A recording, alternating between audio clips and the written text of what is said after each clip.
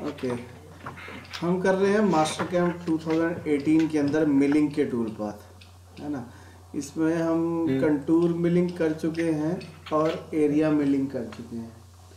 तो last tutorial में हम देखने वाले थे कि मुझे अगर मेरे पास कोई सॉलिड बॉडी है, कोई भी शेप की हो सकती है, हेलो, कुछ इस तरीके की सॉलिड बॉडी है हमारे पास। तो दोपहर बजे तो छोटा प्लांट चला लीजिए। तो हम इसको कर लेंगे डिवाइड। यहाँ पे ऑप्शन होती है ट्रिम एंड एक्सटेंड, यहाँ पे ऑप्शन है डिवाइड। तो इसको हम डिवाइड कर सकते हैं, जैसे ऑटो कैड में ट्रिम होता है, इसमें डिवाइड होता है। और इसमें ध्यान ये रखना है कि जब ये ब्लिंक होगा तभी क्लिक कर सकते हैं, ठीक है। अच्छा, इसी से एक्सटेंड भी हो जाएगा। अगर एक्सटेंड करना है तो यहाँ से एक्सटेंड कर दो, ट्रिम करना है तो डिवाइड कर दो। ये ऑप्शन अलग अलग इसमें आ रहे हैं। हाँ, अगर हमारे को फिलेट लगानी है तो फिलेट भी हमारे पास बहुत सारे तरीकों की होती है इसके अंदर। एक तो नॉर्मल फिलेट है कि कोई भी दो एजेस सिलेक्ट करेंगे, उसमें फिलेट लग जाएगी। अगर मैं यहाँ पे इन्वर्स कर दूंगा तो ये अंदर वाली साइड लगेगी। अगर कंप्लीट सर्कल कर दूंगा तो कंप्लीट सर्कल आने लग जाएगा।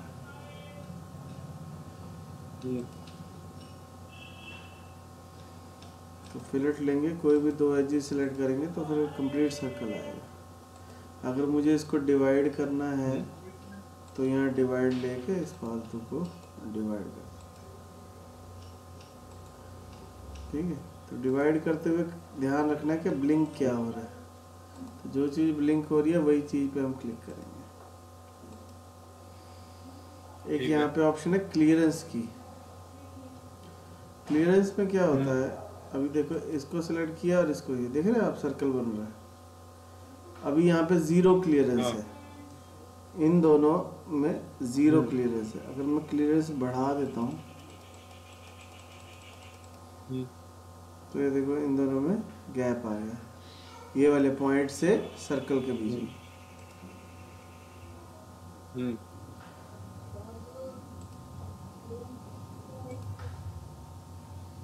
ओके कर दो। एक यहाँ पे ऑप्शन है रिलीफ। रिलीफ में क्या होता है, जिसको मैं पहले सेलेक्ट करूँगा दूसरे के साथ उसका टेंजेंट बन जाएगा। यहाँ पे लगाते हैं इसके टेंजेंट, ये तो ये देखो इसके टेंजेंट एक आर्क बन गया, इसके टेंजेंट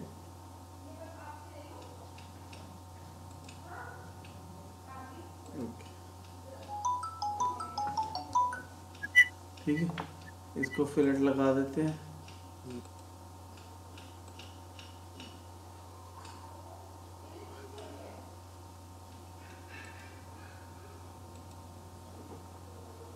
सिंपल फिलेट लगा देते हैं,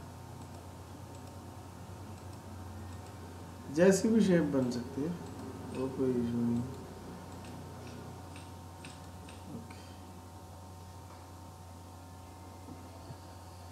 इसको आइसोमेट्रिक कर दो,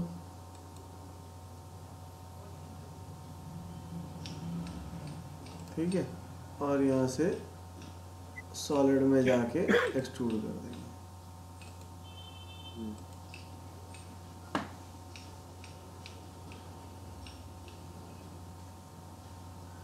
तो एक्सट्रूड में हम डायरेक्शन चेंज कर सकते हैं यहाँ से।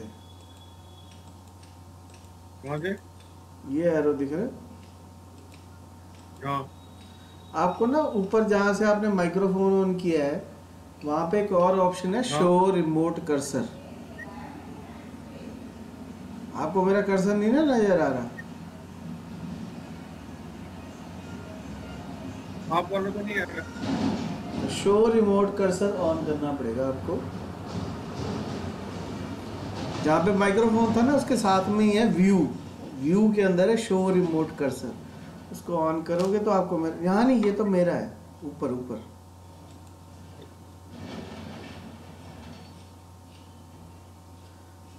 जहाँ से व्यू में, हाँ हाँ,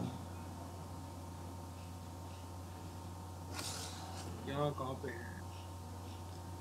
व्यू में है शो रिमोट कर्सर।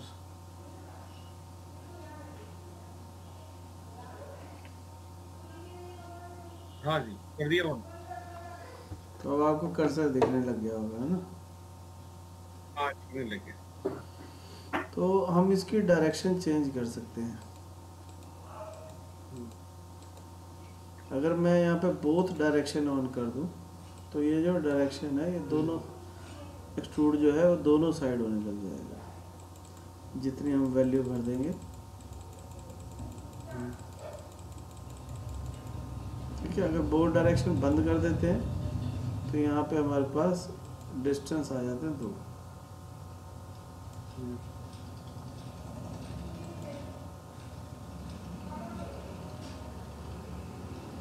अगर हम इसके एडवांस में चले जाएं तो मैं यहाँ पे ड्राफ्ट एंगल भी दे सकता हूँ। बाहर वाली साइड देना है या अंदर वाली साइड देना ठीक है। है। ओके, अभी ये ट्रांसपेरेंट नज़र आ रहा है तो मैं यहाँ से शेड चेंज भी कर सकता हूँ।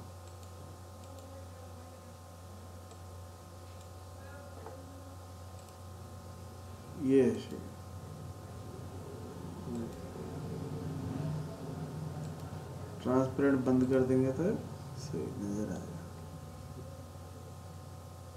ठीक है, अब मुझे ये जो कर्व्स हैं, यहाँ पे कर्व्स हैं हम्म, ब्लू कलर में, ये नहीं देखनी। तो हम इनको यहाँ से सिलेक्ट ऑल कर्व्स सेलेक्ट करेंगे। ये जो बटन है, अगर मैं यहाँ पे कर दूँ, देखो एस्केप दोबारा, अगर मैं यहाँ पे सर्कल पे कर दूँ सिलेक्ट ऑल सर्कुलर एंटिटीज, तो सिर्फ सर्कुलर एंटिटीज होंगी सिलेक्ट, लाइन नहीं होंगी। हम्म, अगर मैं यहाँ पे कर दूँ क्लिक, सिर्फ लाइन सेलेक्ट हो तो सिर्फ लाइन सेलेक्ट होंगी। और अगर मैं यहाँ पे क्लिक कर देता हूँ तो सारी कर्व सेलेक्ट होगी। हम्म, तो ये कर्व्स को मुझे कर देना है हाइड या ब्लैंक कर सकते हैं, हम्म, तो वो गायब होगी। जब मुझे वापस चाहिए होगी तो मैं अनब्लैंक कर लूँगा। किसको? इन सबको। हम्म, तो वो वापस आ जाएगी। अभी फ़िलहाल मुझे नहीं चाहिए तो मैं इसको ब्लैंक कर रहा हूँ। तो हमने ये एक्सट्रूड किया क्यों? क्योंकि हम स्टॉक सेटअप के अंदर एज ए सॉलिड इसको लेना चाहते थे। तो ये देखो XYZ गायब हो गया। अब जो स्टॉक बन गया वो उसी शेप का बन गया। मैं चाहूँ तो सारे सॉलिड सेलेक्ट करके उनको भी ब्लैंक कर सकता हूँ। तो ये मेरा स्टॉक आ गया। अगर स्टॉक को और अच्छे से देखना है तो यहाँ से सॉलिड ऑन कर दो, वायर फ्रेम की जगह सॉलिड ऑन कर देंगे तो ये और अच्छे से नज़र आएगा। तो एक तरीके से ये मेरा रॉ मटेरियल हो गया। हम्म, तो कल हम यही करने की कोशिश कर रहे थे कि अगर मेरा ये रॉ मटेरियल है तो मुझे काम कैसे करना है। ठीक है, तो हमारा क्वेश्चन क्या था कि अगर मेरे पास एक सॉलिड बॉडी है, ठीक है, तो उसको एज ए स्टॉक मैं कैसे ले सकता हूँ। तो ये मेरी सॉलिड बॉडी थी, उसको मैंने एज ए स्टॉक ले लिया। अगर हम स्टॉक की डिस्प्ले बंद कर देंगे तो ये स्टॉक की डिस्प्ले बंद हो जाएगी।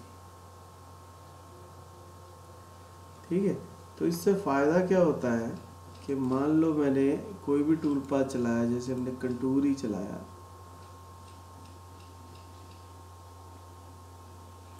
हमने कहा कि अभी देखो यहाँ पे कर्व नहीं है, कर्व तो हमने हाइड कर दी थी, तो हम यहाँ से 3D कर्व भी ले सकते हैं। ये कर्व सेलेक्ट कर लिया, ठीक है, और यहाँ पे एक सिंपल टूल चला दिया।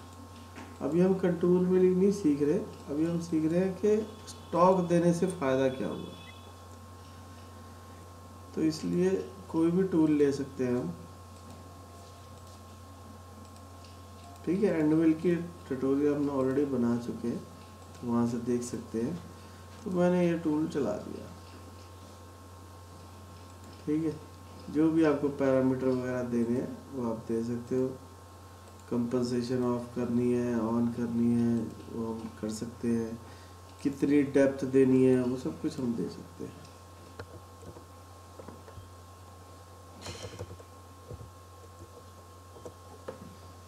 ठीक है, डेप्थ और कट में जाके 2 mm की डेप्थ कर देते हैं। ओके, तो ये मेरा टूल पाथ जनरेट हो गया। तो जो हमने स्टॉक दिया उसका बेनिफिट क्या हुआ, अब जब मैं इसको वेरीफाई करूँगा तो जैसी शेप हमने स्टॉक बनाते हुए दिए, तो वेरीफाई में पहले जब हम कर रहे थे तो रेक्टेंगुलर शेप आ रही, तो अब जो हम कर रहे हैं उसमें रेक्टेंगुलर शेप की जगह अब जैसे हमने यहाँ पे मॉडल बनाया वैसी शेप आएगी। ठीक है, अब इसको हम प्ले करके देखेंगे तो ये हमारे को एग्जैक्टली समझ में आएगा कि ये टूल कैसे चलेगा।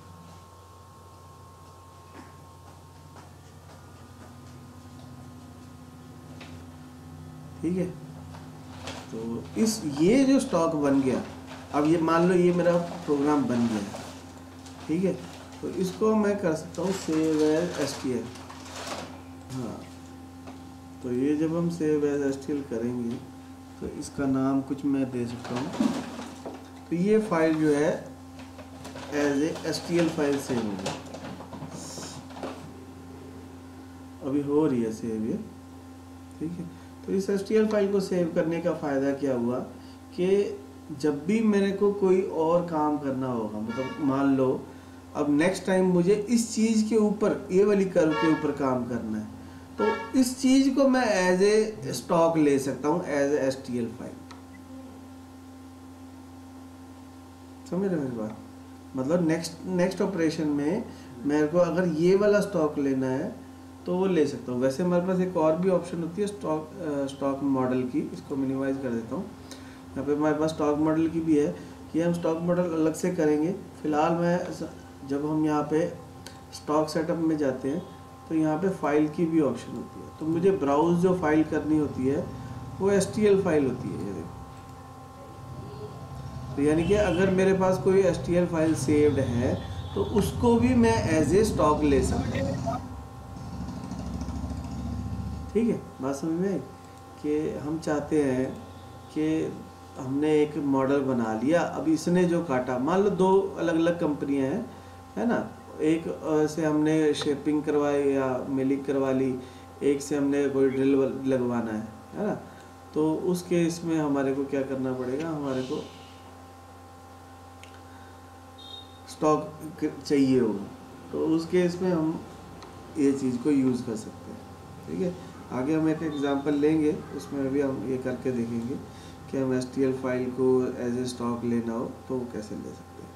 फिलहाल हमारा मकसद था कि अगर मेरे पास एक सॉलिड बॉडी है तो उसको मैं एज ए स्टॉक कैसे ले सकता हूँ। ठीक है।